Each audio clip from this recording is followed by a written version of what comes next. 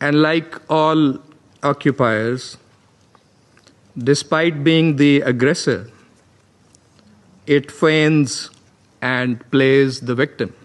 I am obliged to take the floor to respond to some comments.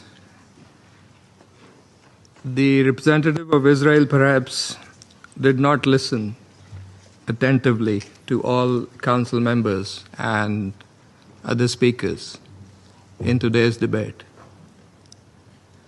And in our view, it is unacceptable, indeed ludicrous, for an aggressor, an occupier, a serial violator of UN Charter and international law, that is Israel, to abuse this chamber and disrespect the sanctity of this council.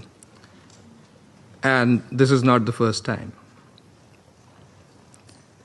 And by pointing fingers on others, baseless assertions primarily aimed at masking its own illegal actions and violations of international law. President, but that's not at all surprising.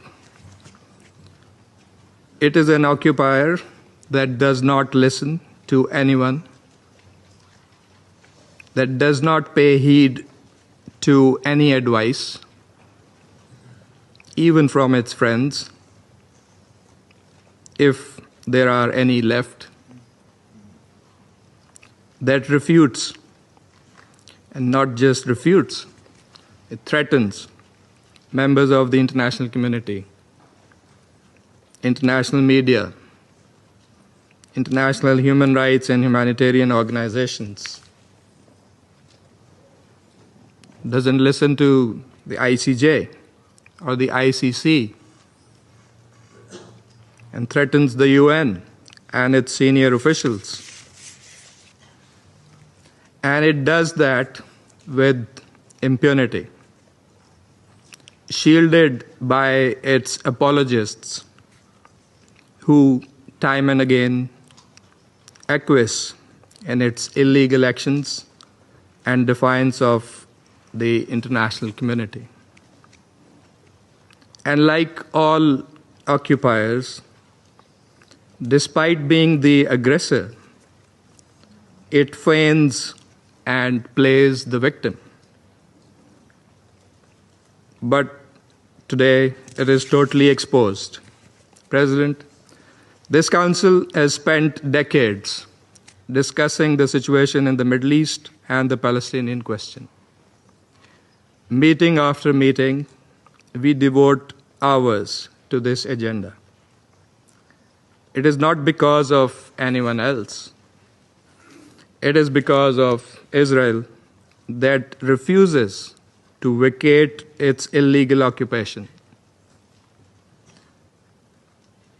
and that blatantly violates the resolutions of this council. It's because of that we have these discussions. Israel also chose to refer to an unrelated incident and make misleading remarks regarding Pakistan in an effort to justify its own illegal actions and violations of international law. Pakistan's position on that incident has been clearly stated and is publicly available.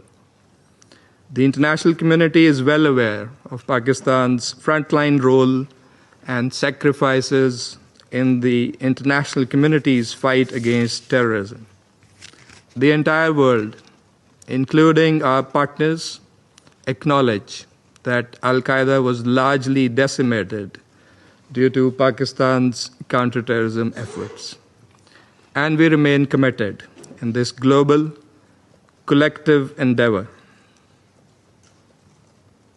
We cannot accept insinuations from an irresponsible rogue state that is, in fact, the perpetrator of worst kind of state terrorism that we are witnessing in Gaza and, in fact, in the occupied Palestinian territories for decades. And we reject any false analogy, as has also been done by Qatar. For whatever way it interprets the statements in this council, the occupying power must go back and read carefully the statement issued by the Security Council today. And let me read it out loud here. A statement that normally should have been stronger, but nevertheless has been unanimously adopted by the Council. The members of the Security Council expressed their condemnation of the recent strikes in Doha, the territory of a key mediator, on 9 September. They expressed deep regret at the loss of civilian life.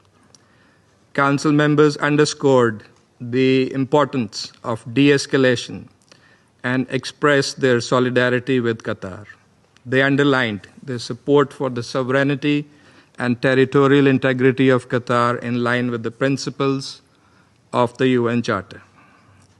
Council members recalled their support for the vital role that Qatar continues to play in mediation efforts in the region and alongside Egypt and the United States. Council members underscored that releasing the hostages, including those killed by Hamas, and ending the war and suffering in Gaza must remain our priority.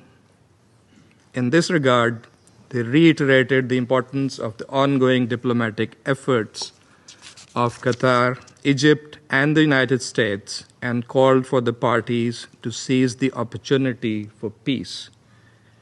That is why we are here this afternoon in this council. I thank you. I thank the representative of Pakistan for the statement.